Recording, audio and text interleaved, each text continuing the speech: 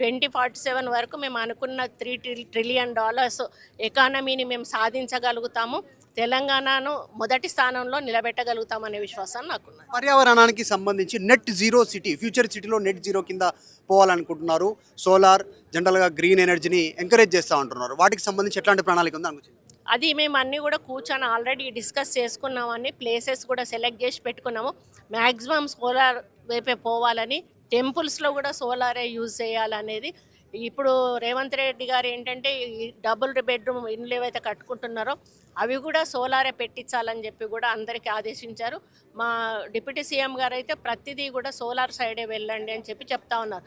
దాంతోపాటుగా మనం పర్యావరణ పరిరక్షణకు బస్సెస్ కూడా ఈరోజు ఎలక్ట్రానిక్ బస్సెస్ తీసుకుంటున్నాం. ఎందుకంటే డీజిల్, పెట్రోల్ అట్లాంటివి అంటే మళ్ళీ మనకి పొల్యూషన్ ప్రాబ్లం అవుతుంది. అదేవిధంగా ఏవైతే మనకు రిజర్వాయర్స్, కుంటలు, చెరువులు అట్లాంటివి ఉన్నాయో వాటినన్నిటిని కూడా క్లీనింగ్ చేయాలనేది మన యొక్క ఉద్దేశము. దాన్ని కూడా త్వరలోనే టేకప్ చేస్తాము. వాటి చుట్టూ చిన్నగా ఎక్కడెక్కడైతే ఉంటాయో చిన్నగా ట్యాంక్ బండ్ టైప్లో మనము కూర్చోవడానికి సాయంత్రం పూట లైట్స్ అవి పెట్టి పిల్లలు ఆడుకునే టైప్లో అట్లా పెడితే ఇంకా ఎవరు కూడా దాన్ని మళ్ళీ చెత్తలాగా తయారు చేయకుండా ఉంటుంది.